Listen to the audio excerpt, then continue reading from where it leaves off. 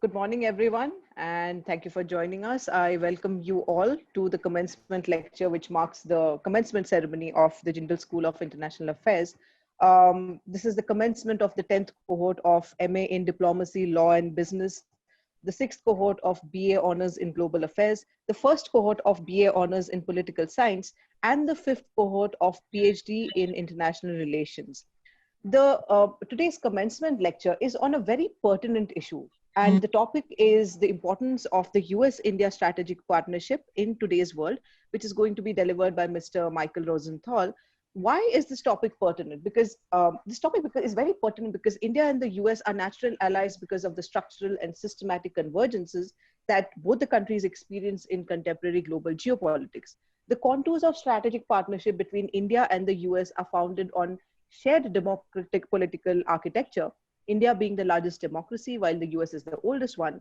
The strong institutional affinity, the deep rooted democratic foundations, robust constitutional fabric in polity and decision processes, vibrancy in cultural diversity, fostering multiculturalism, shared beliefs in freedom and human rights, strong people to people ties, and non interventional business and economic frameworks with the spirit of globalization are the hallmarks that bring these two countries closer to each other.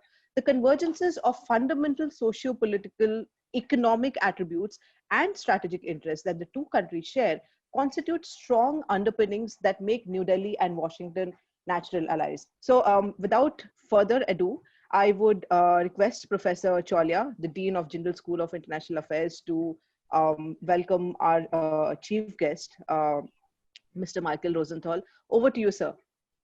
Thank you, Sriparna. Greetings, everybody. Special welcome to all the freshers. I know your classes have begun, but this is the formal commencement. And the commencement lecture is a tradition in our school and across Jindal Global University. And it is the marker of the beginning of the new academic year for freshers. So I have good news to share in terms of the numbers. We are looking at present, there are 188 new students who have joined the various degree programs of JSIA this year. And they should be in the audience, I hope, all of them, all 188, spread across BA Global Affairs, MA Diplomacy, Law and Business, PhD, and our newest baby, which is the BA Honors in Political Science. So special welcome to all of you because you now have formally entered the portals of this institution, however, in virtual form for now. The senior students who may be also joining in out of interest because of the topic, I want to welcome them back again to the institution.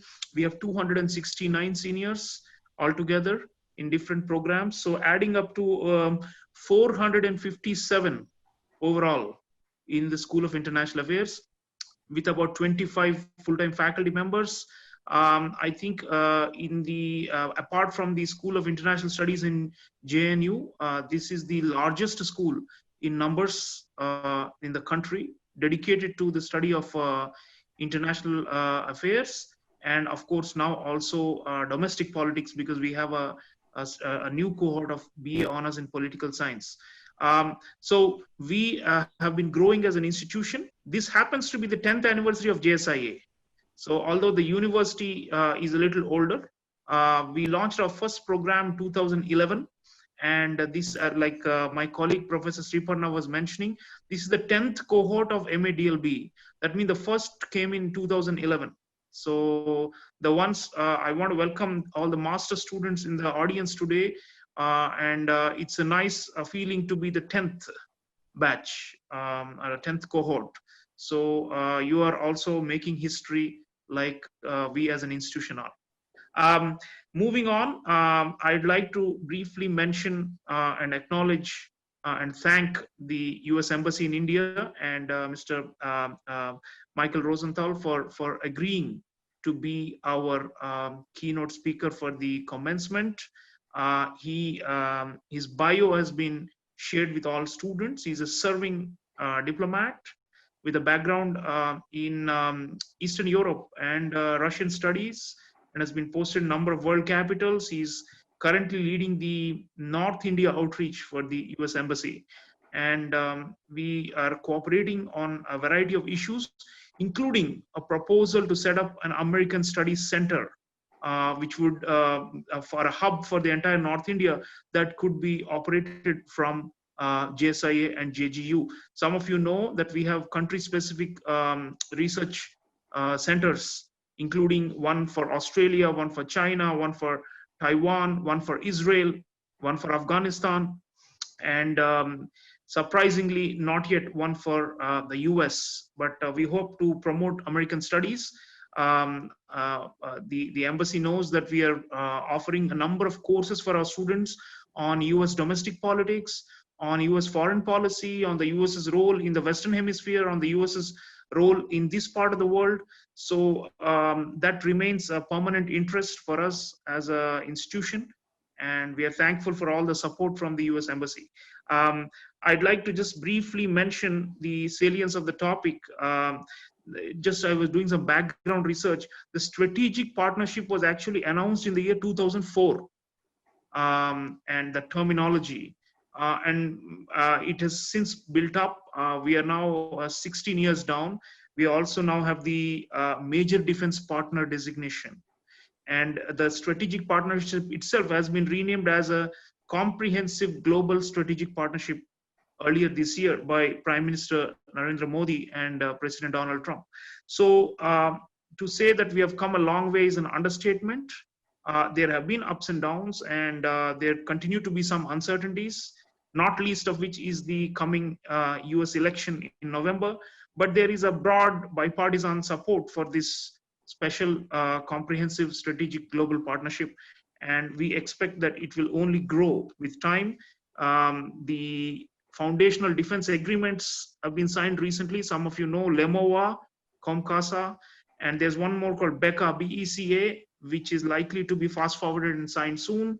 We have this 2+2 mechanism, foreign and defense ministers jointly meeting, or in the US parlance, Secretary of State and Secretary of Defense, along with their Indian counterparts. This is a rare thing. We only do it with Japan, and I think now with Australia as well. But the US 2+2 is an important. In fact, yesterday there was speculation as to when the 2+2 is likely to happen. Some of the diplomatic meetings have been postponed due to the coronavirus pandemic, but hopefully this will happen soon. There is the Quad mechanism where India, United States, Japan, and Australia are part of it. There is the trilateral mechanism, JAI, Japan, America, India. Lots of things in terms of institution building to uphold this strategic partnership. A lot of investments have been made. Our late President Pranab Mukherjee, who just left us, was one of the makers of this strategic partnership. And we at Jindal University had the great privilege of hosting His Excellency Pranab Mukherjee twice on our campus. And he was a great supporter of this institution, as our Vice Chancellor would tell you. But he had a historic role to play in shepherding the US-India nuclear agreement, 2006, 7, and 8. And at that time, there were lots of doubts as to whether the strategic partnership will advance or just break as a result of that seminal moment. There was even, some of you may remember, students of political science at the time, a vote of confidence, no confidence in the Indian Parliament, and the government of Dr. Manmohan Singh may have even collapsed, premised on the debate about the nuclear deal with the United States. So the US has become more and more central, and today perhaps even more so, because given the strategic challenges that India is facing from China, and there is a triangular dynamic which cannot be denied in this strategic partnership.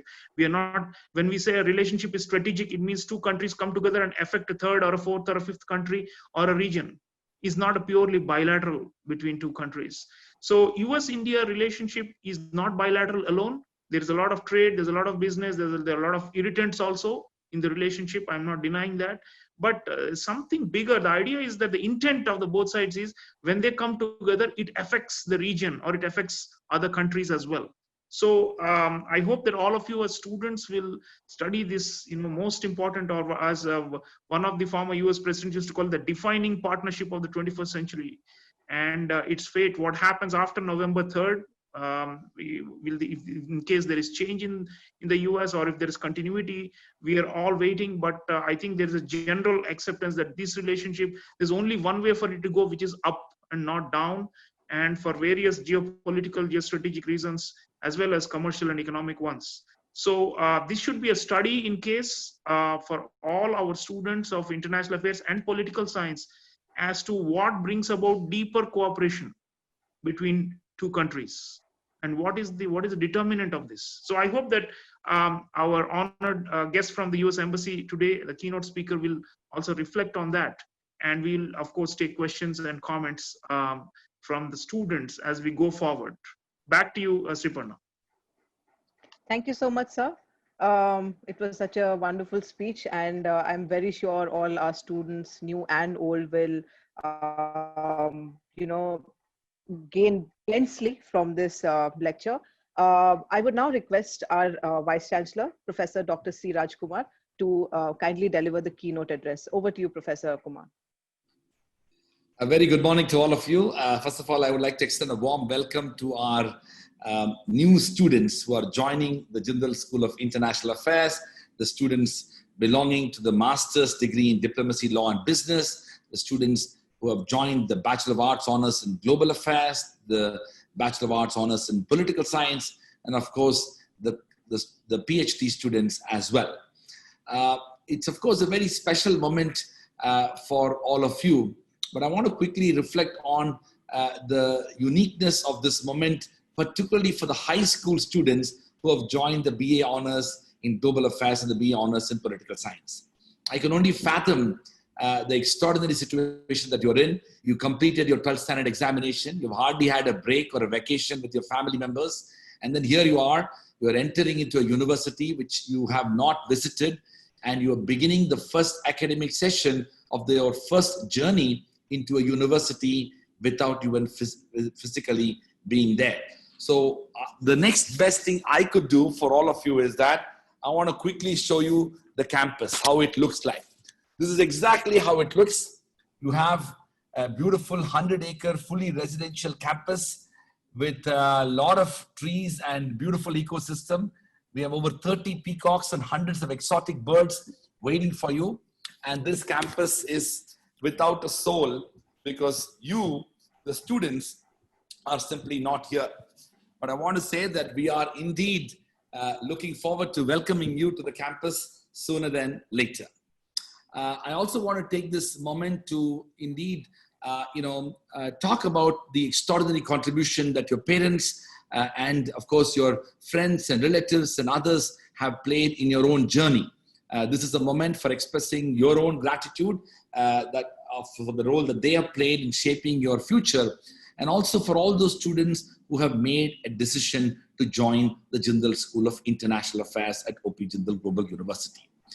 Before I formally introduce the university, I want to quickly mention that we are very grateful to Mr. Michael Rosenthal, the director of the North India office of the US Embassy in India, for accepting our invitation to deliver the commencement lecture. At the outset, I want to say that the word commencement lecture could be misleading for our American friends, because in the US context, the word commencement is about something that we in India call the convocation or the graduation ceremony.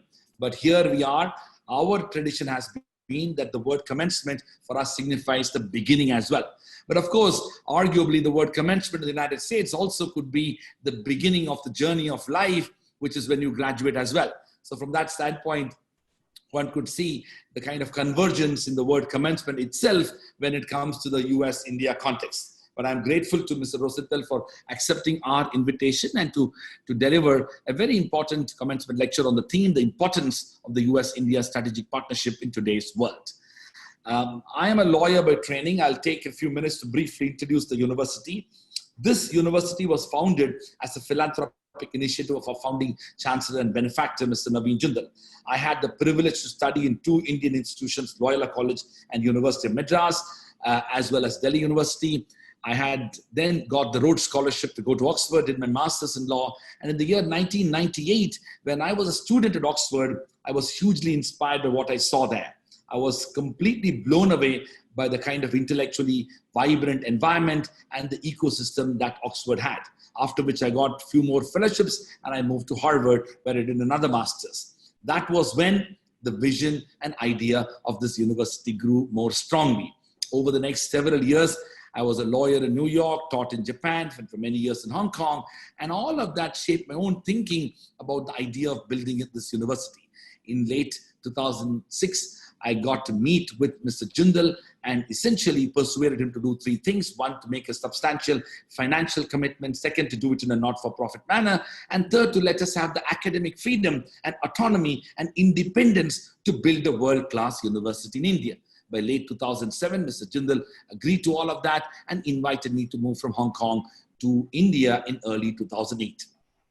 January to April 2008, we were involved in the very formation of the vision. And as early as April 2008, I quit my job in Hong Kong and took over as the head of the initiative. April 2008 onwards, we began the process of land acquisition, formulation of curriculum, course structure, program development, faculty recruitment, student admissions, hiring of architects, construction engineers, contractors, and pretty much raising a new university from scratch. As late as January 2009, we got the law passed to establish the university, and then we recruited faculty, admitted students, and indeed got the first batch of students to join the Jindal Global Law School, the first school of the university with only 100 students and 10 faculty members. Such was the modest beginning of this university. We never looked back since then. In 2010, we started the business school. In 2011, the School of Affairs. In 2012, the School of Government and Public Policy. In 2013, the School of Liberal Arts and Humanities. In 2016, the School of Journalism and Communication. 2017, the School of Art and Architecture. In 2018, the School of Banking and Finance. And in 2019, we established the 9th school of the university, the Jindal School of Environment and Sustainability, which began its first academic session just a few days ago. We moved from, say, 100 students to nearly 6,600 students. We moved from 10 faculty members to over 600 faculty members. We moved from a 50-acre campus to a 300-acre campus. We moved from 100,000 square feet of built-up space to over 2.5 million square feet of built-up space. But beyond all of this evolution, one thing that shaped our future and indeed our past was the fact that we wanted to build a world-class university in India. Our vision and inspiration was part of a historically evolved legacy of Indian institutions that shaped the future of the world. Over 2,000 years ago, we had institutions such as Nalanda, Takshashila, Vallabhi, and Vikramshila that shaped the future of the world in many ways. Long before Oxford and Bologna were established, we had institutions of that kind in India.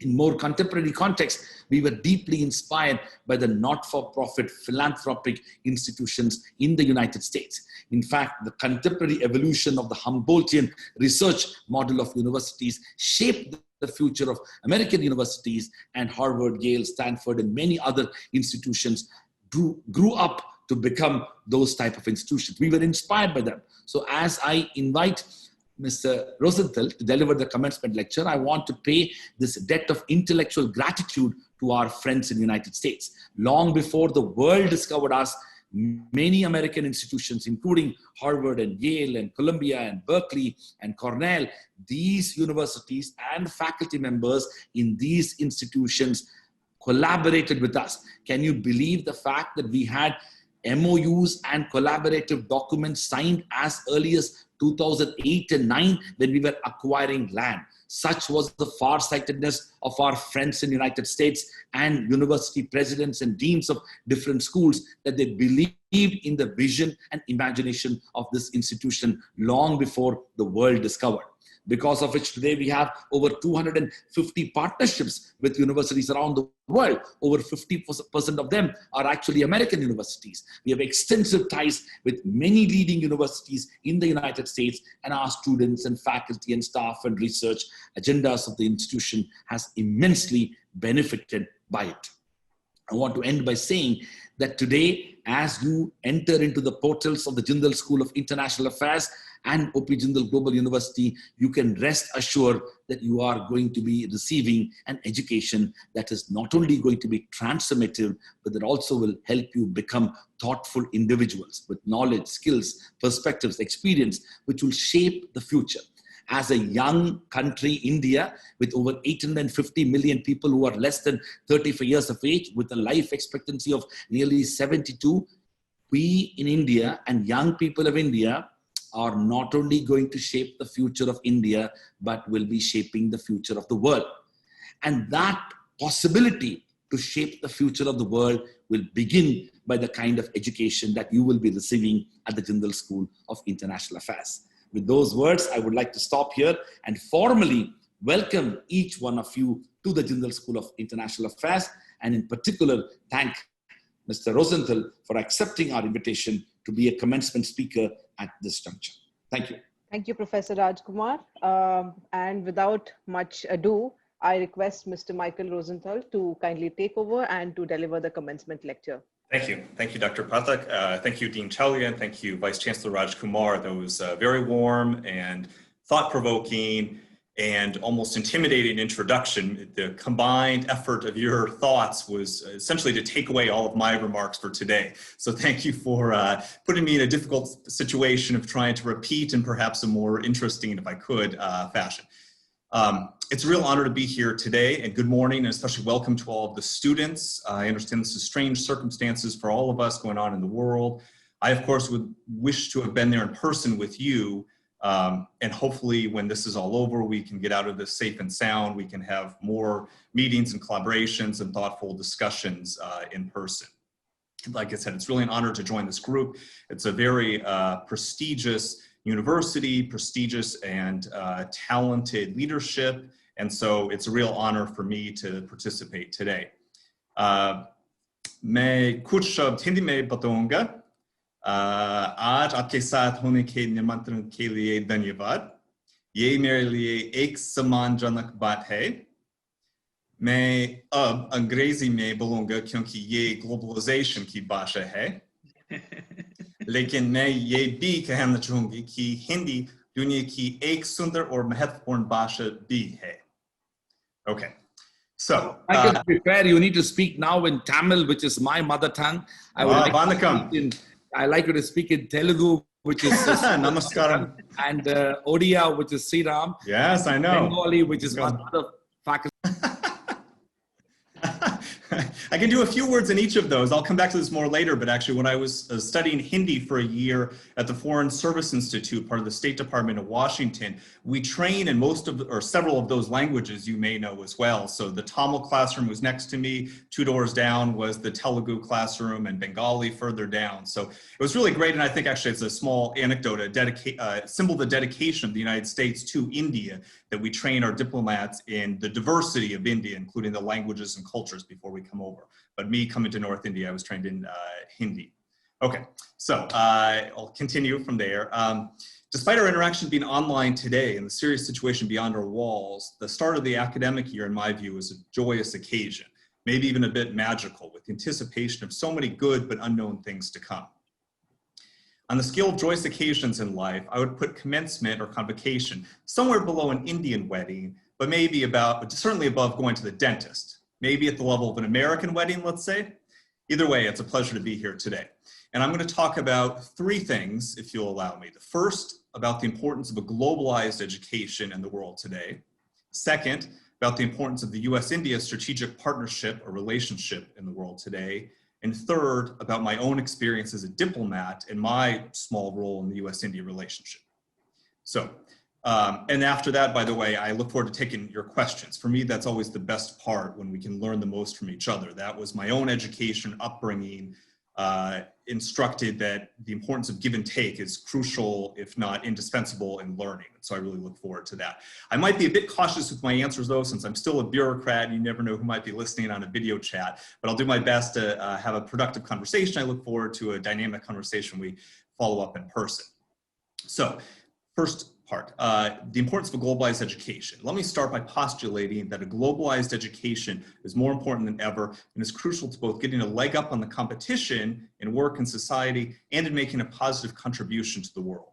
And by globalized education, I mean content that includes ideas and information from around the world, faculty and students who have either come from other countries or have been exposed to them, and programs or platforms to connect with the world. Now, why do I say that's important? First, because the world is changing so quickly, including through the adaptation of new ideas and technologies. If you're not connected to that world, your education is in the past. Second, because there's more competition in academia and in the professional world than ever, as millions or even billions of people around the world are getting access to higher education for the first time and are going on to join the global economy. And with more competition, you need to up your own game.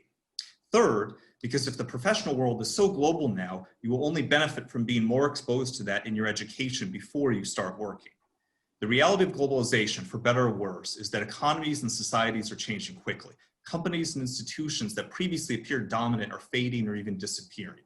In fact, that's true of entire industries. Of course, change has been going on since the beginning of time, but most experts believe that the pace and scale of globalization today is increasing. As a result, some things are becoming more important than ever. First is critical thinking, especially the ability to understand and adapt to change. Another skill or related trait is flexibility, which comes from both a positive attitude and the preparation to adapt to change. A third is a global perspective in order to spot trends more quickly and take advantage of them, as well as to understand the global context for what's happening right in front of you. Another is the English language, which again, for better or worse, is the language of globalization. I'm biased, of course, as a native speaker, but I believe the data on global commerce, culture, diplomacy, and science bear me out. All of these points are doubly true for those who want to be involved in international affairs. And right about now, I hope you're drawing the same conclusion that I am, that the Jindal Global University in general, and the School of International Affairs in particular, are extremely well suited to prepare students for today's world. I therefore congratulate you for taking part in this experience, and again, repeat that it's such an honor for me to join you, and I hope this is the beginning of our collaboration. Now, with that context, I'd like to share my views about the importance of the US-India relationship in today's world. And just as it's important for students and individuals to understand that global world and how they can prosper in it, it's also important for countries to do the same. Without going too far into international relations theory and whether countries are like billiard balls, I'll leave that to your professors, I think it's safe to say that cooperation between countries is important in the world. I also think it's relatively safe to say that the US-India relationship is one of the most important and consequential in the world today. Many believe, in fact, that it will be one of the most consequential or defining relationships of the 21st century. Our former president, President Obama, has made that phrase well known in diplomatic circles. And that's why I'm really honored to be part of the US-India relationship as the director of the North India office, which covers US engagements with Haryana and 7 other states of North India. I'll come back a bit later to how I got here, but being in the middle of US-India ties is certainly where I want to be in my career, and it's a great honor for me.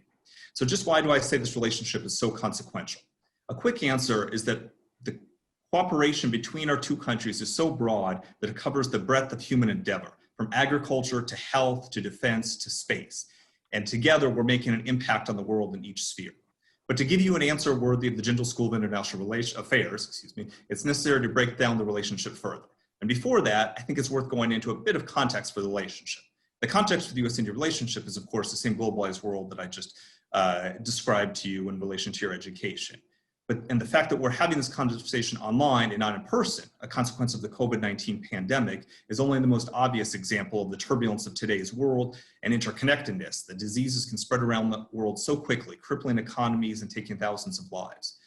Now, I won't try to convince you that this is the most turbulent time in human history. Clearly, there have been pandemics, world wars, economic disruptions such as the Industrial Revolution, and the founding and spread of major religions before this that have all shaken up the world. But I think it's equally clear that ours is a world in flux. Great powers are rising, including India and China.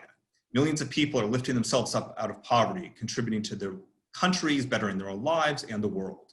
And there are massive debates on the nature of the nation state, the compact between person and state, the role of borders, the concept of sovereignty. I can tell you, for example, that my wife, a proud European, has very different views on these issues than I do as a proud American. Flows of trade, people, and ideas are flying around the world at great speed and ever-increasing numbers. Companies and economies are changing at an incredible pace. Firms like Google, Amazon, Facebook that didn't exist 30 years ago are today having a huge impact on the world economy and many societies. The rate of change of technology means it's difficult to predict tomorrow's world, though some fields such as artificial intelligence hold great promise. Many of these changes can have both positive and negative impacts. Other challenges are more clear, including the redrawing of borders by certain countries, terrorism, transnational crime, disease, and climate change. These put a strain on what is often referred to as the rules-based international order, the collection of institutions, norms, laws, and relationships that attempt to provide a framework for the chaos of international relations.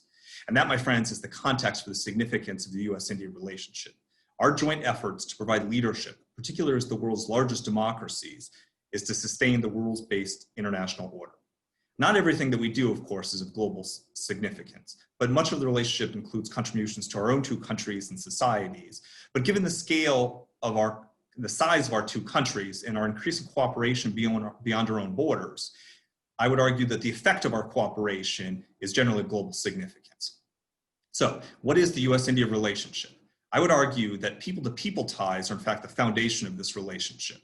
Most visibly, this is the 4 million strong Indian American community, which is among the most successful and educated of any ethnic groups in the United States.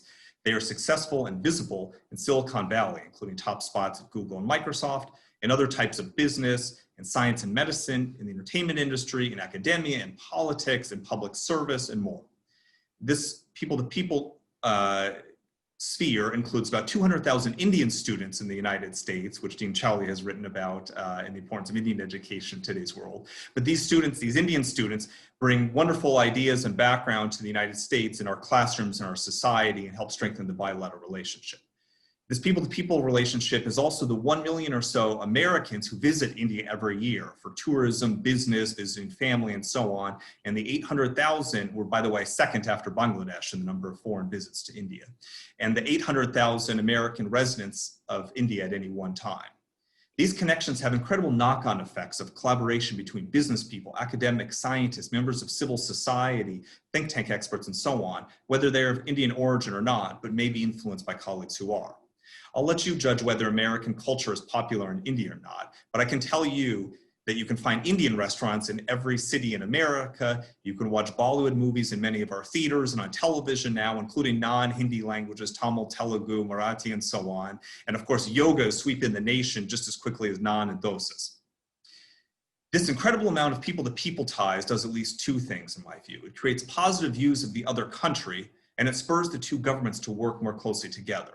This is doubly so around the world in case of democracies, as the United States and India both are, as the governments generally follow the will and interests of the people. You can see popular support for the bilateral relationship in the large crowds that turned out for Prime Minister Modi at Howdy Modi event in Houston, Texas, for President Trump at Namaste Trump in Ahmedabad, Gujarat. I struggle to come up with another example of this public diplomacy and connection between the people and the diplomats or even the leaders in the world today. I would submit that these people-to-people ties help explain the support for strong bipartisanship or multipartisanship among all major parties in two countries today. In the last 20 years, for example, all US presidents, Democrat and Republican, have visited India, just to use one metric. They have found constructive partners from both Congress and BJP parties in India. Now, on top of this foundation of people-to-people ties, are many other types of cooperation between our two countries. My boss, Ambassador Kenneth Juster, talks about 5 pillars of the US-India relationship, and I think that's a great way to conceptualize such a diverse set of activity. These pillars are, number 1, defense and security, something that Dr. Chawley had mentioned fairly extensively. Number 2, economic and commercial. 3, energy and environment. 4, science, technology, and health. And 5, diplomatic cooperation. I'll go through them one by one. First is defense and security. Our cooperation in this sphere seeks to enhance the safety of our own peoples, our shared Indo-Pacific region, and the world. The United States, which declared India a major defense partner in 2016, a unique status not given to any other country in the world, and by the way, passed through our parliament with unanimous support from both parties, seeks to ensure that India is a net provider of regional security, capable of responding to threats to peace, especially in the Indian Ocean and its vicinity. We've now held 2 rounds of 2+2 ministerial dialogue between our respective foreign affairs and defense industries, a fairly unique format for both of our countries. We've improved our interoperability of our defense forces by expanding exercises, both bilaterally and multilaterally.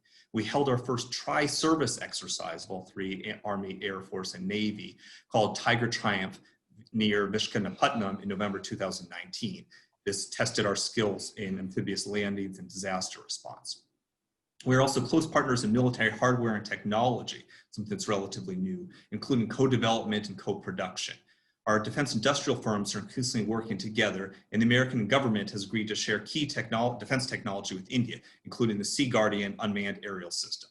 We have signed foundational defense agreements, as Dr. Chowley mentioned, that enable us to work more closely together, including the Logistics Exchange Memorandum of Agreement, the LOMOA, the Industrial Security Annex, which allows private sectors access to classified information to work on sensitive defense technologies, and the Communications Compatibility and Security Agreement, which allows technical sharing of classified or sensitive information between our armed forces.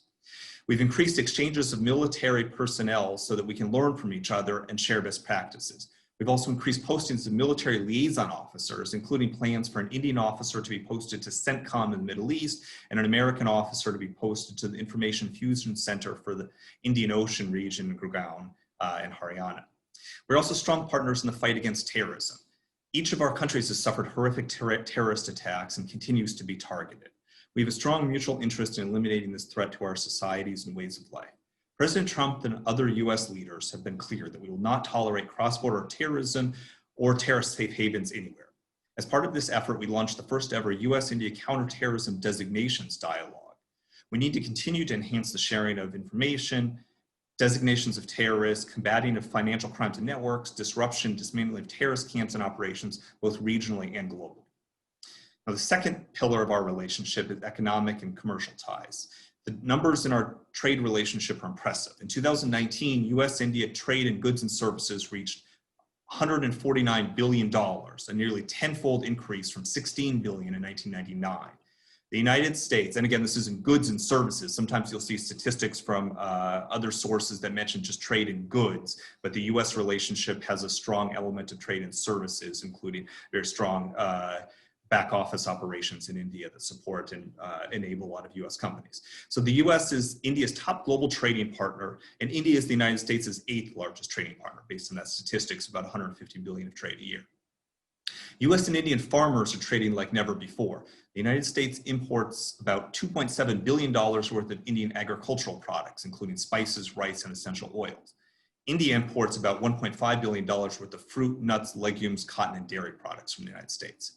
But given the size of our respective markets, there is still plenty of room to expand the flow of goods and services in both directions. We welcome steps by India to continue its reform agenda, expand market access, and further enhance the protection of intellectual property. And we want to work with India to expeditiously resolve trade and investment disputes. In our view, fully free and fair trade will support and accelerate Prime Minister Modi's effort to improve India's long-term growth rate in a sustained way. In this regard, the Prime Minister's determination to move India further up the World Bank's ease of doing business is inspiring.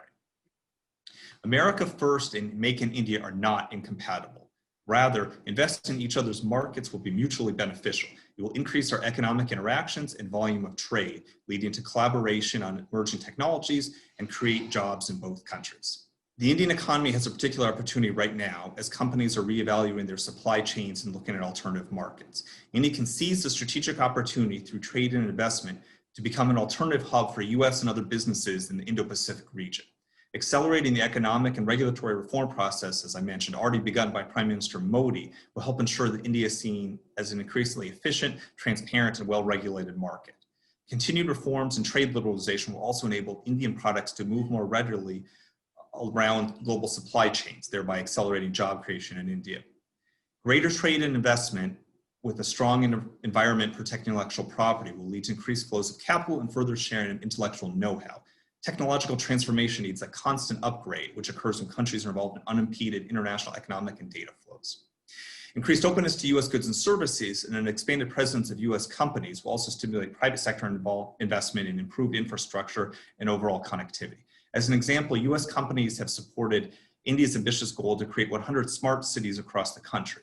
In addition, a US-India joint venture is already producing locomotives that meet global emission standards to modernize India's railways and improve connectivity. We look forward to some kind of free trade agreement to strengthen our economic potential of our relationship. In a post-COVID-19 world where economic growth is needed, having a trade agreement would add impetus to the possibilities for growth. The third pillar of the US-India relationship is energy and the environment. With the projected growth of India's economy, the increased size of its population, the rise of its middle class, and the urbanization of its landscape, India's energy needs for sustainable and inclusive development are going to be substantial for years to come. The United States is uniquely positioned, we believe, to offer India a comprehensive energy partnership. This includes all forms of energy: coal, crude oil, natural gas, and nuclear power, as well as technology related to clean fossil fuels, smart grids, energy storage, and renewable resources. Indeed, in 2017, the United States exported its first major shipment of crude oil to India, followed by 48 million barrels of US crude oil in 2018. The United States can also help provide the supporting services, infrastructure, and technology that are necessary for India's efforts to further develop domestic sources of energy and enhance energy security. We started the US-India Strategic Energy Partnership in 2018, meeting at the level of ministers or cabinet level in the United States to discuss these issues. One highlight is our joint work on power and energy efficiency. As India strives to bring stability to its expanding power grid, US companies offer the technology and expertise to meet the demands on overloaded transmission distribution systems. In addition, we are collaborating on the types of policies, regulations, and financial investments that will support the development of a sustainable and profitable grid. India has obviously been a leader in solar with the International Solar Alliance, but there are smart grids that we can work on: energy storage and other clean carbon technologies. The U.S. International Development Finance Corporation, part of our expanded efforts in the Indo-Pacific region, recently approved loans of $142 million to Renew Power and $50 million to Sitara Solar Energy to build and operate solar plants in Rajasthan, for example. Our environmental collaboration extends to oceans and maritime areas, consistent with Prime Minister Modi's commitment to the blue economy. This includes scientific exchanges on ocean biodiversity, mining, marine pollution, all of which should help sustain fisheries and coastal communities for decades to come. The fourth pillar of the relationship is science, technology, and health. This is our focus on sustainable and inclusive development with regard to the welfare of our people. Our U.S.-India Science and Technology Endowment Fund has supported a range of innovative projects, which include those to advance healthcare, improve the environment, and modernize agriculture. And beyond Earth and into space, NASA and ISRO scientists frequently collaborate, demonstrating that there are truly no boundaries to our partnership. A great example of this is the NASA-ISRO Synthetic Aperture Radar, NISAR mission, which is scheduled to launch in 2022 to measure the Earth's changing ecosystems, provide information about sea level rises, groundwater, and other factors that affect the way of life for both of our countries. Issues related to health in particular are an important shared responsibility, and not just because of the direct impact on the safety and well-being of our people, but because of their indirect impact on economic productivity and overall social welfare. That's why we've been looking at novel ways to manage disease, even before COVID-19. We jointly developed the first indigenous Indian vaccine for rotavirus and are now cooperating to develop vaccines to combat tuberculosis, dengue, and other emerging global threats. We're also engaged in the global health security agenda, which includes acting to combat antimicrobial resistance and strengthen detection, prevention, and response to epidemics. In addition, our health agenda addresses the complex problem of HIV as well as the growing burden of non-communicable diseases. The fifth pillar is diplomatic cooperation, and this is what I personally spent the most time on in my career. President Trump and Prime Minister Modi, as was mentioned in the introduction, declared our relationship a comprehensive global strategic partnership earlier this year. They did this in part because we cooperate together diplomatically across the globe, including the United Nations. The coordination between our governments on the full range of global challenges and opportunities starts at the top, with regular bilateral meetings and visits between our leaders. It extends to regular consultations, building habits of cooperation across our governments. In fact, we hold dozens of dialogues at the level of Joint Secretary or Assistant Secretary and up. These include regional consultations on East Asia, West Asia, and Africa. They also include functional topics ranging from education to health to maritime security. Our regional consultations also include multilateral groupings, such as the trilateral format with Japan, a trilateral format with Afghanistan, and a quadrilateral format with Japan and Australia. You might know that the Japan trilateral has met at the leaders level and the Quad has met at the ministers level. In fact, our cooperation starts at the beginning of government service, as our junior diplomats have been holding training simulations where they participated in mock United Nations Security Council negotiations so that our diplomats will be ready to work together in multilateral institutions and in third countries as they advance in their careers. And on the UNSC, you should know, the United States has, since President Obama's announcement in 2010, supported a permanent seat for India on a reformed UN Security Council. You might know that the United States has taken a number of other steps to support India's rise as a global power, including access to civil nuclear energy and membership in non-proliferation regimes such as the Australia Group, the Wassenaar Arrangement, and the Missile Technology Control Regime. This support is codified in the Trump administration's national security strategy, which says that the United States will deepen its strategic partnership with India and will, quote unquote, support its leadership role on Indian Ocean security and throughout the broader region. Our cooperation is driven in part by the importance we both attach to our shared Indo-Pacific region. Let me read you a brief excerpt from another one of my bosses, Secretary of State Mike Pompeo, who explained our approach to the Indo-Pacific region at the Indo-Pacific Business Forum in 2018. He said, "Make no mistake, the Indo-Pacific region is the subject of great importance to American foreign policy. This region is one of the greatest engines of the future global economy, and it already is today. And the American people and the whole world have a stake in the Indo-Pacific's peace and prosperity. That's why the Indo-Pacific must be free and open." When we say free Indo-Pacific, it means that we want all nations, every nation, to be able to protect their sovereignty from coercion by other countries. At the national level, free means good governance and the assurance that citizens can enjoy their fundamental rights and liberties. When we say open in the Indo-Pacific, it means we want all nations to enjoy open access to seas and airways. We want the peaceful resolution of territorial and maritime disputes. This is key for international peace and for each country's attainment of its national aims. Economically, open means fair and reciprocal trade, open investment environments, transparent agreements between nations, and improved connectivity to drive regional ties, because these are the paths to sustained growth in the region. End quote from Secretary Pompeo. A few more points on the US-India relationship before I explain the North India Office and how I came to be here. And that sums up the 5 pillars, as we believe it, of the US-India relationship. So a few additional points. First, it may seem like our bilateral relationship has grown exponentially in recent years. It has, but it's also important to remember that it has a long history to our cooperation. The US-India relationship is nearly as old as the United States, and commerce has played a special role from the beginning. Shortly after the United States declared its independence, relations were established when Massachusetts businessman Benjamin Joy arrived in Calcutta in 1794 to become the first American consul to India. Later that year, he appointed American merchant William Abbott as the first US consular agent of the Madras Presidency, of course, now Chennai. American merchant marines set sail from India from the ports of Baltimore, Boston, New York, and Philadelphia to purchase textiles, sugar, ginger, and raw materials in the 1800s. In the early to mid 1800s, entrepreneurs and traders shipped cargoes of ice from New England, where I studied, to India, building ice houses in Madras or Chennai, Calcutta, and Bombay or Mumbai. Indeed, the ice house in what is now Chennai stands on Marina Beach. I visited myself last year and found it an amazing experience. By the end of the 19th century, the first major wave of Indian immigrants to the United States, mainly from Punjab, settled along the West Coast, my native state of California, weaving Indian heritage at America's rich multicultural tapestry. The United States probably did more to support Indian independence, fast forwarding to the 20th century, than any other country in the world, and to engage the interim government before independence, something that I've found is not as widely known in India. President Roosevelt sent an envoy, Ambassador William Phillips, to be stationed in New Delhi in 1942. The United States also established formal diplomatic relations with the interim government on November 1, 1946, I believe before any other country in the world. Our cooperation over the following decades included early US support for Indian institutes of technology, especially in Kanpur, support for India in the 1962 conflict with China, and support for adopting new agricultural technologies in what is now referred to as the Green Revolution. Another point I'd like to make is about the cooperation during the current COVID pandemic. Our government officials, our private companies, including in the pharmaceutical sector, and our scientists and medical professionals are working together at this difficult time. They're sharing best practices in public health, including in trainings and workshops, and they're conducting joint or collaborative research on treatment and vaccines. The United States, through the US Agency for International Development, has donated 100 ventilators to India at the request of the Indian government, with plans for 100 more. These ventilators are state-of-the-art machines, providing compact and easily deployable, providing medical professionals with flexibility in treating patients affected by the virus. We've also worked together to facilitate the safe travel and repatriation of our citizens during the pandemic, although of course travel has been difficult for all of us around the world. But that is what we do in the US-India relationship. We work together to address the needs of our people in the world, regardless of the circumstances. To support this complex and diverse relationship, the US government supports one of the largest peacetime diplomatic missions in the world, Mission India.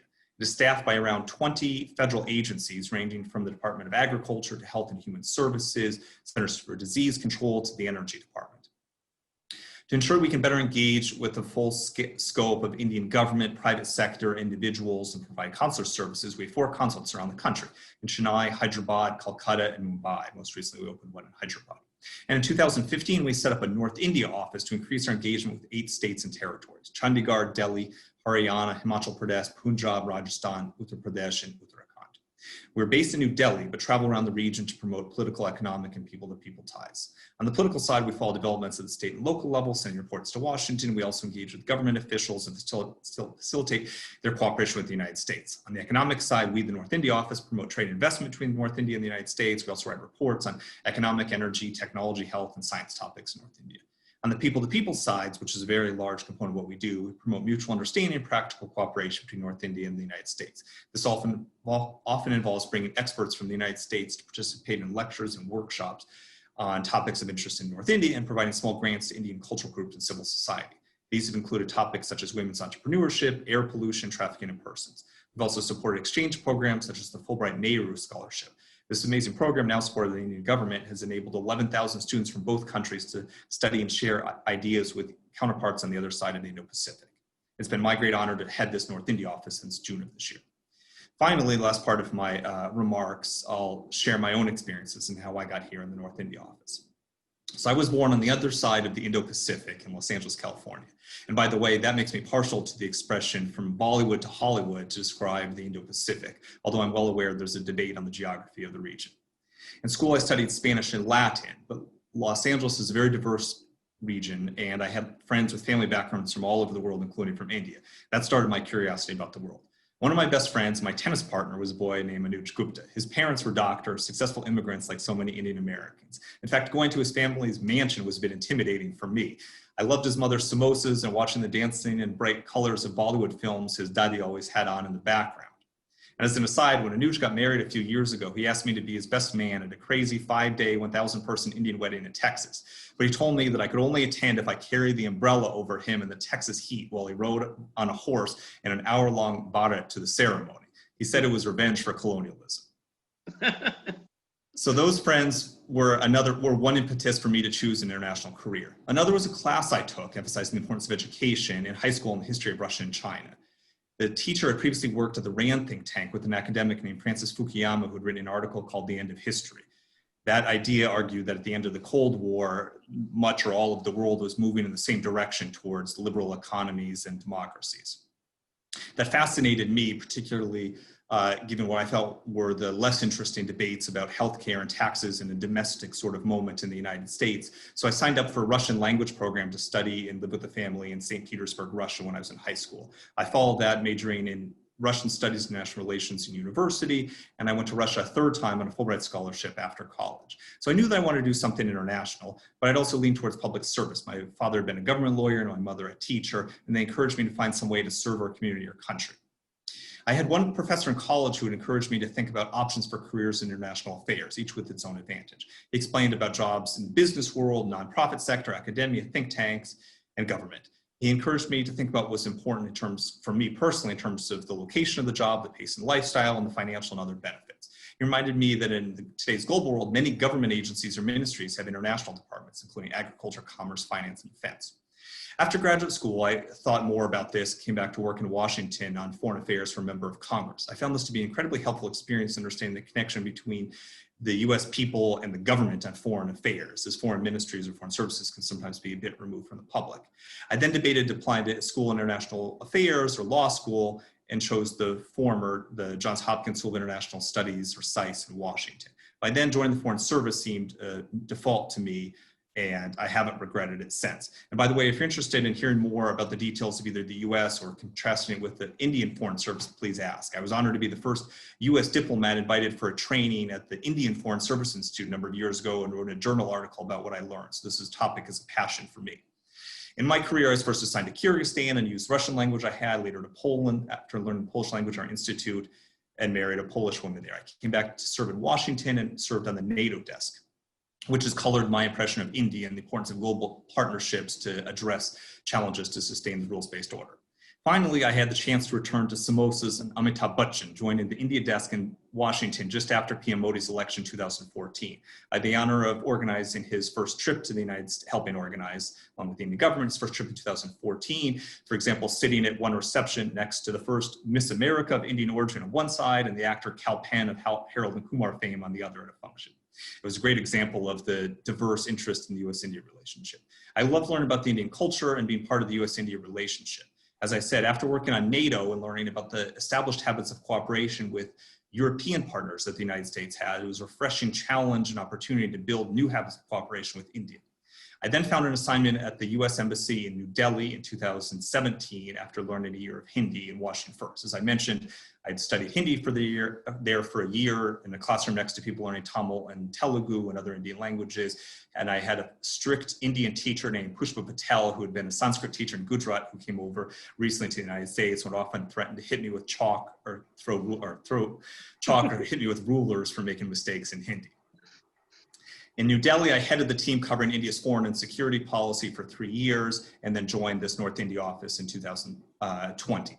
That means I've been working on India for the last 6 years and will for the next several years to come. This is actually fairly rare in our system, as we typically move between countries every 2 or 3 years, but it shows my personal dedication to the US-India relationship, and I hope proves that I meant all the things I said before about this being a defining relationship for this century. I'll leave it there for now, but I'd be happy to talk about whatever is of interest to you all. Thank you. Thank you so much, Mr. Rosenthal. It was such an elaborate lecture. You covered every aspect, and it was absolutely brilliant listening to you. And as you can see from the number of questions that we have in the chat box, our students have also been very enthralled by the entire lecture.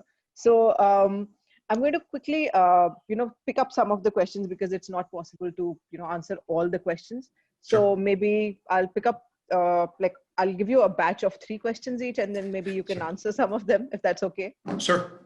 Okay, so the first batch of questions. The first question is that if there's a change of power in the federal government in the US, then would there be a major change in US's policies towards India? The second question is, what exactly is the United States stance on the reforms of the United Nations Security Council? And the third question is on the future of the CATSA, or basically the future of the Countering America's Adversaries Through Sanctions Act, because there are so many changes which are happening right now in international relations. So I'll just leave you with the first 3 questions. Sure. Okay. I'll go through those 3 and be happy to take some more. The first 2 are relatively easy. The third one's a little bit harder, although I probably have less to say on it. So whether there would be a change of power after the US elections, as I understood was the question.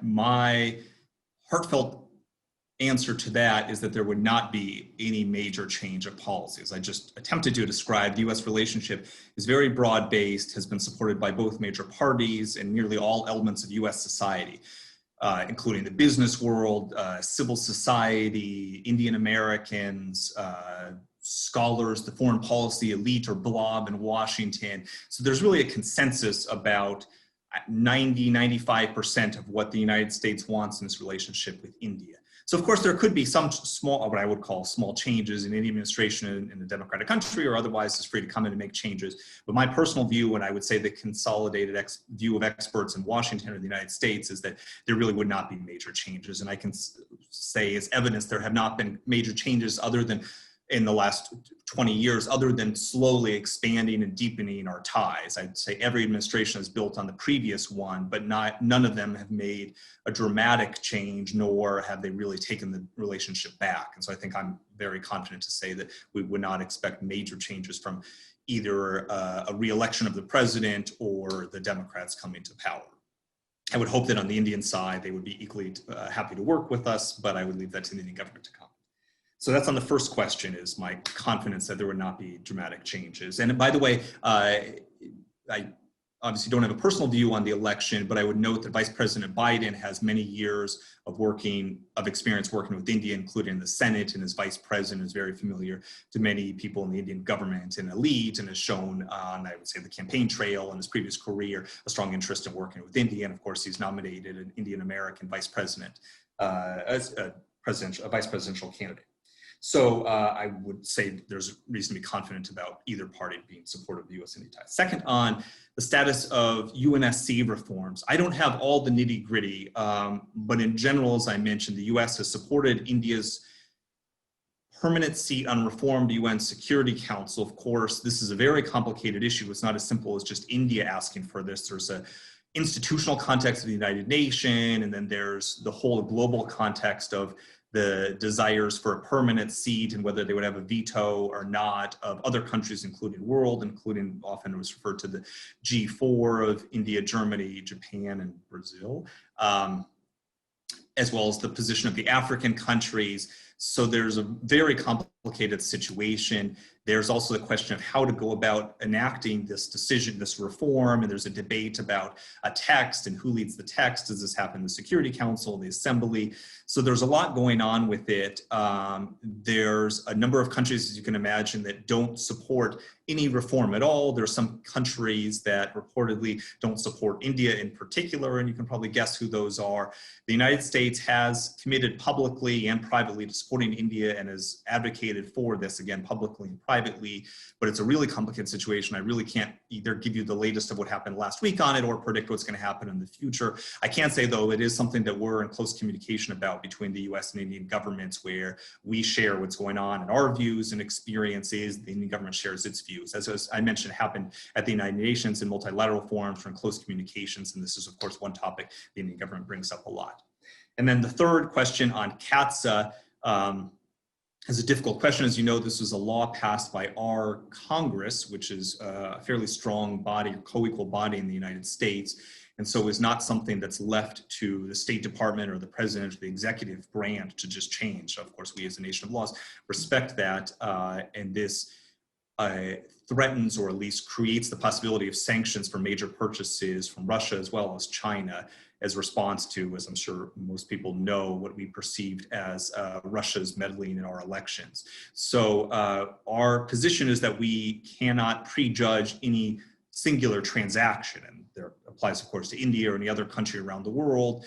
And we'll look at each transaction on a case-by-case basis. There, of course, has been no case that's come up to this level. There's been no sanction applied yet, but the law is on the books, and so this possibility certainly exists, and we, the United States, would encourage other countries to take this into consideration, that this law has been passed in the United States.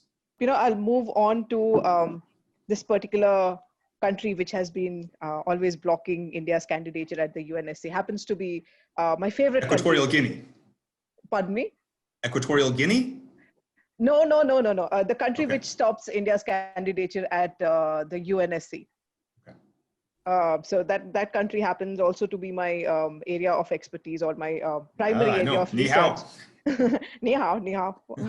So, you know, the next set of questions is basically on China, and one is on Taiwan.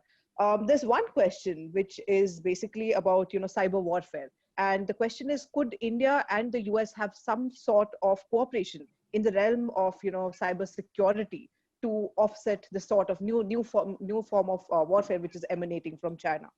The second question is, what exactly is the American stance on Taiwan? Because the question is that, you know, it's been a little ambiguous. So what exactly is the American stance on Taiwan? And the third question is about that of the role of the Quad. And the student asks that, you know, several US diplomats have gone public stating that a NATO-like alliance should be made with the Quad, etc., etc. So how is this going to unfold in the near future?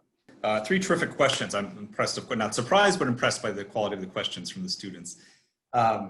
It's really a top-notch university. And of course, I should have mentioned your success in such a short amount of time and achieving that's been recognized in rankings around the world, including attracting faculty members from all over the world. It's really a very impressive university and institution that you all should be very proud of.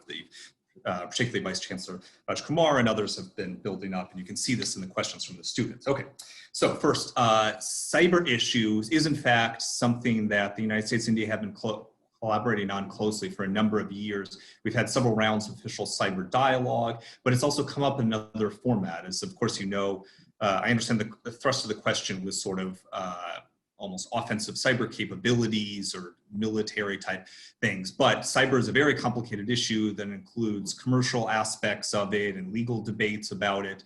So we, the US, have attempted to engage this with India as a close partner in a range of formats. We have a information technology and cyber working group that meets between our governments, includes representatives from several agencies. We've engaged with the cyber coordinator of the Indian government on this topic. We, in the past, have had cyber coordinators in our government as well and had a range of dialogues. We've discussed this between our business groups in structured formats, often led by the government, to ensure that business has a role in this, because much of this would affect commercial networks, or at least nonprofit organized networks.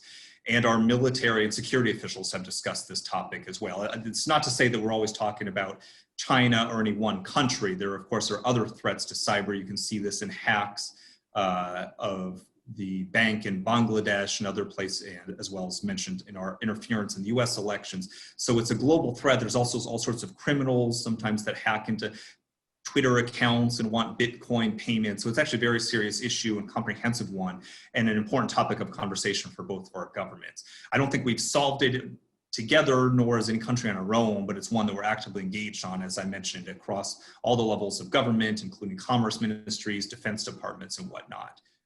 So it's an important one, and we're very engaged on it. Second, the US stand on Taiwan is, I think, relatively clear. There's some nuance to it, but of course, the United States government recognizes or has a one China policy. We recognize the People's Republic of China as one China. However, we have relations with the entity that is Taiwan, in part that was affected by a Taiwan Relations Act, I believe it was called, in the 1980s, passed by our Congress, again, noting the role of our Congress or legislative branch in foreign policy and generally in government. And that encourages some cultural and economic ties between the United States and Taiwan. And therefore we have, for example, not an embassy, but it's called TECRO, or Center for Economic and Cultural Exchanges, and the Taiwan government has a similar institute dedicated to economics and culture in Washington, similar actually to what the Indian government has, similarly an institute in Taiwan. It's not quite that's not an embassy, but engages in those type of relationship promoting cultural ties between the countries as well as trade. So in fact, that means that there is some discussions between Taiwan and the United States, including visits you may have seen recently by our Secretary of Health and Human Services. We have publicly commented on being impressed by Taiwan's response to the coronavirus pandemic. And this is the type of thing that the United States government has sought to work with Taiwan on as a constructive member of the world community, ensuring its strong stance on health and other issues. So there is a fairly wide degree of engagement between the United States and Taiwan, but it's not an official government-government relationship. As I said at the start, the United States has a one China policy and recognizes the People's Republic of China as that China. We switched recognition 1979, I believe, 40 years ago or so. So that's on Taiwan. I'm happy to answer more detailed questions if you'd like, but I'll leave it there. I'm going relatively quickly through these questions because there's a number.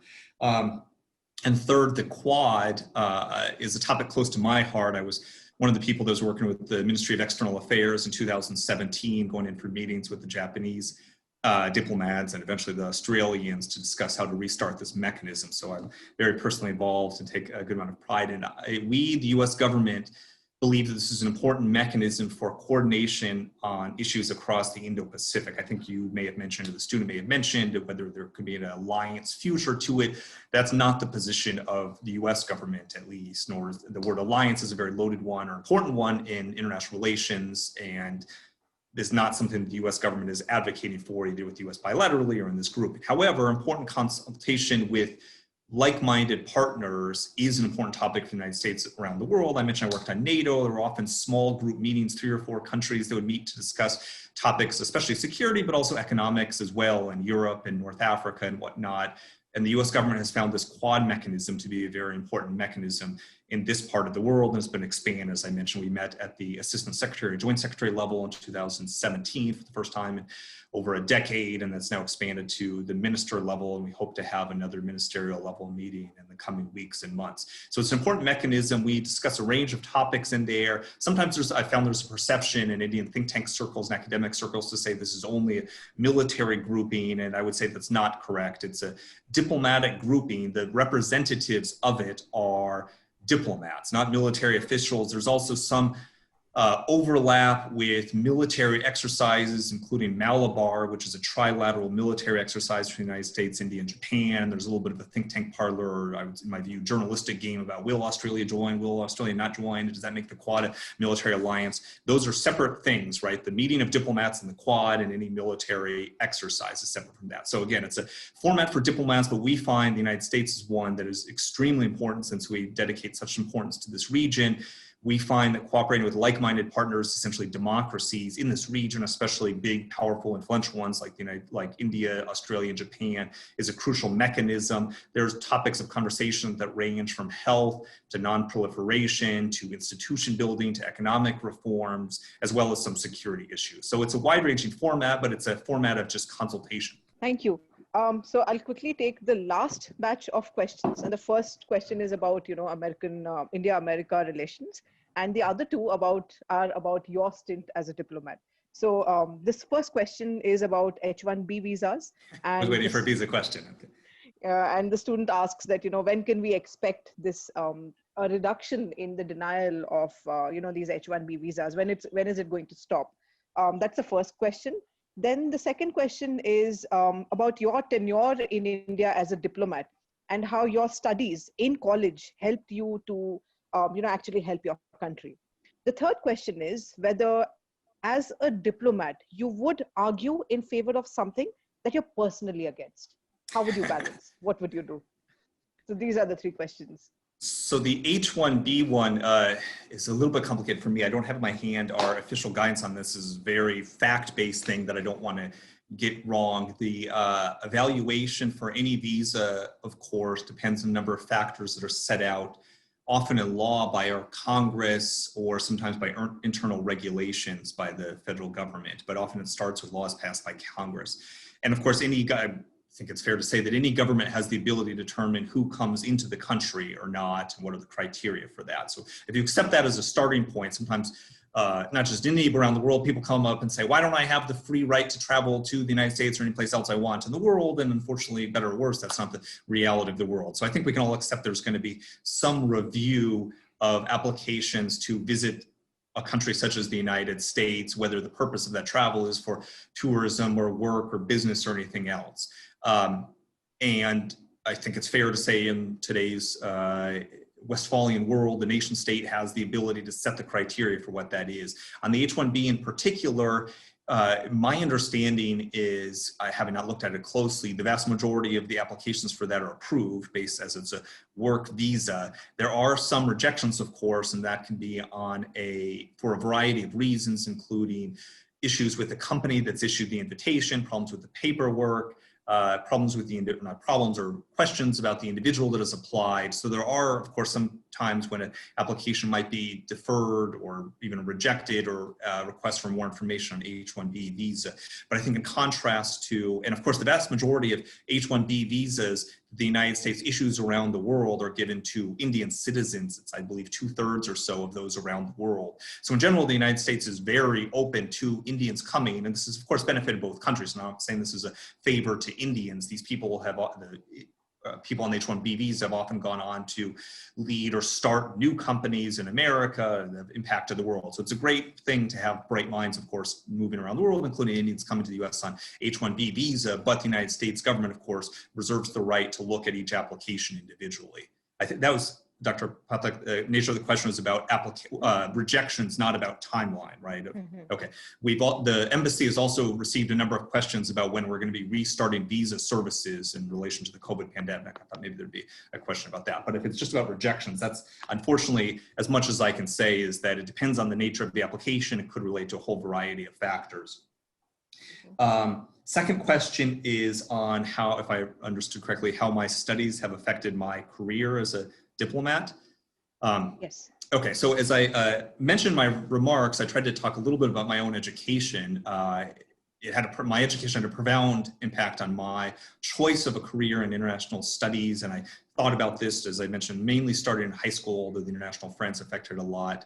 I would say it's often more about this general background, my personal preferences, outlook at the world, than about specific facts that I remember. If you gave me yes or no test from university freshman year when I was 18 about some of the details. I may not remember them, but those collection of the wisdom inputted by the professors, the course material, the interactions with other students had a profound impact on my career. Again, choosing a career in international studies, my own thoughts, and this will lead into the next question about international affairs, the role of diplomats, the role of the nation state, the importance of economics and security and other topics in the world today. So it had a profound impact, and I'm very grateful for the education I had. I mentioned at the top of my remarks some of the things that I personally take away from education, why I appreciate or respect Jindal University so much, including that global approach and critical thinking and everything else. So I would encourage students to take their education seriously. Of course, you are probably don't know what you're going to need later on in life, but if you're getting a good education, it's going to provide you with a skill set and all sorts of influences that will affect you and you'll draw on later. So that's it on studies. And then the interesting and difficult question of as a diplomat or government official dealing with policies that you don't agree with is of course one that affects all diplomats around the world. And I would say for people that are considering a career in diplomacy or in government service should be an important factor that you consider. When you're joining the government, you are agreeing to support that government. And if that's not something you're comfortable with, and something I thought about when I was in graduate school as well, is do I want to be free to just run my mouth and have my own views about the world and write books and say what I want, Michael's view of the world, or am I willing to be part of a bureaucracy and be a little cog in the wheel? I mean, I believe that I'm making a difference, and all of us are, and I'm contributing, and often it's more in internal discussions as opposed to publicly and running my mouth and my views. But it is something that all of us as government officials are constrained by. You sign up and generally take some sort of oath or make some pledge to support the government. In the US system, I can say, for example, that there have been a number of people over the decades, not to say at any certain time, that have resigned from the foreign service, I would imagine from other ministries or agencies as well, when they didn't feel comfortable supporting the government of the day, sometimes one specific policy, sometimes even one experience that made them uncomfortable. I think you always have that option, and we generally want to have a conscience that we're comfortable working with certain policy or government and everything like that, but the option is to leave if you're not. And I think that's the responsibility that all of us agree to accept, is to support the government, be part of it, advocate for its policies, and if we're not able to do that, then to leave government service. Thanks. Okay, that makes perfect sense.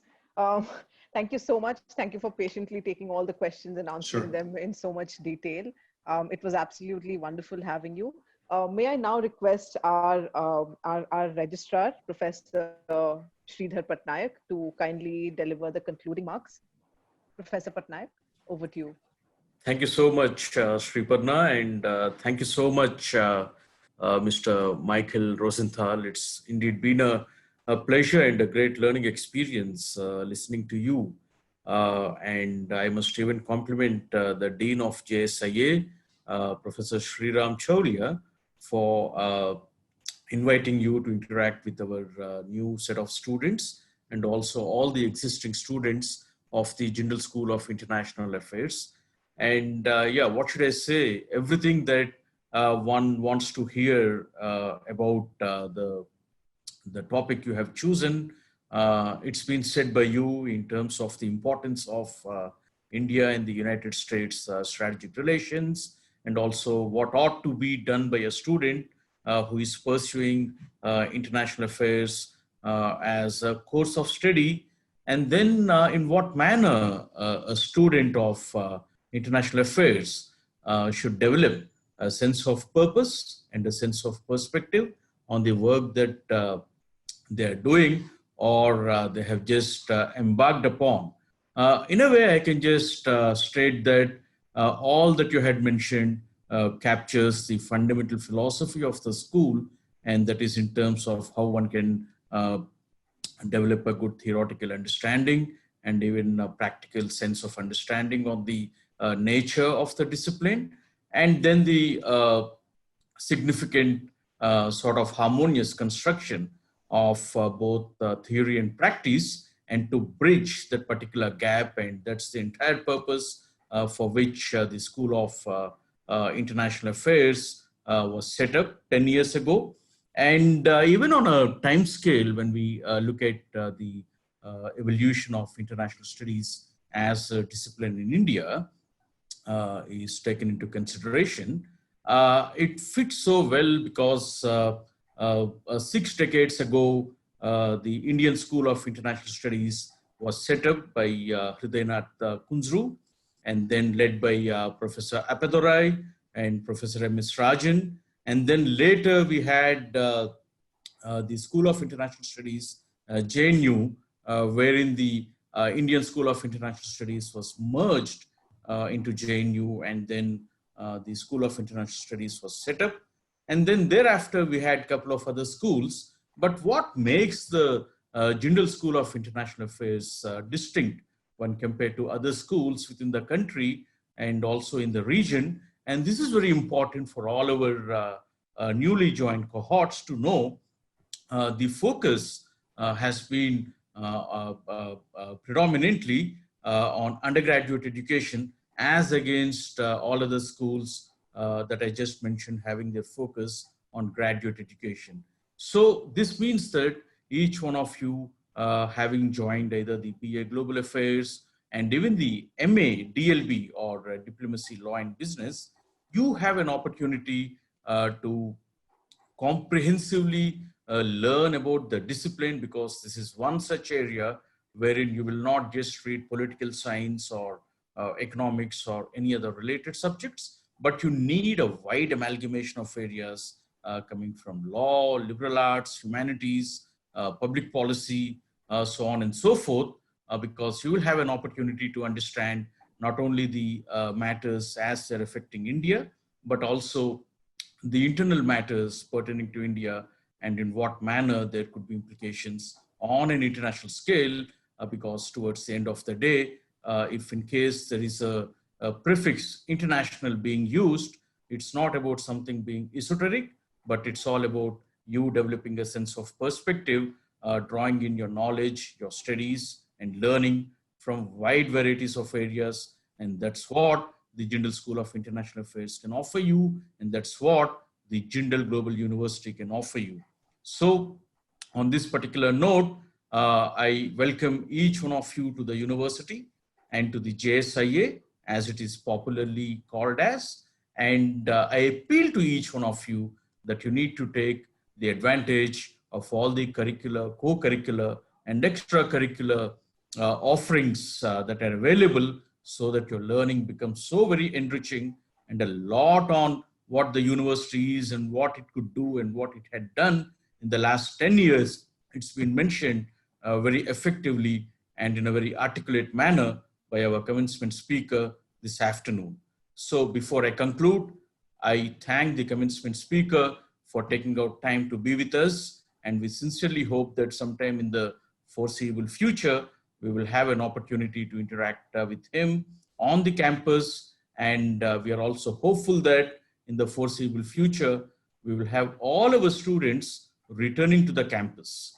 I also take this opportunity to thank the leadership of the Vice Chancellor, Professor Rajkumar, for his unstinting support, energy, enthusiasm, and vision that's driving the activities of the JGU. And I also thank the Dean of JSIA, Professor Sriram Chaulia, for his leadership in driving the academic and all other related aspects of JSIA and making whatever it is today. And I also compliment him on the 10th anniversary of the school. And I also thank Sri Parna and all our colleagues for making this lecture a wonderful possibility, and for bringing us all together, and all the students who attended, who participated in this lecture.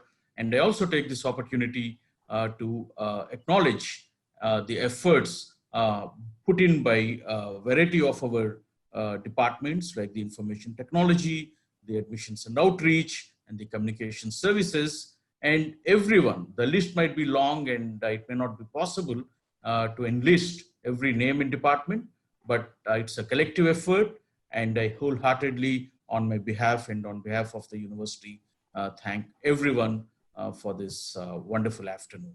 Thank you so much, and I wish you all the very best in your academic sojourn. The program has ended.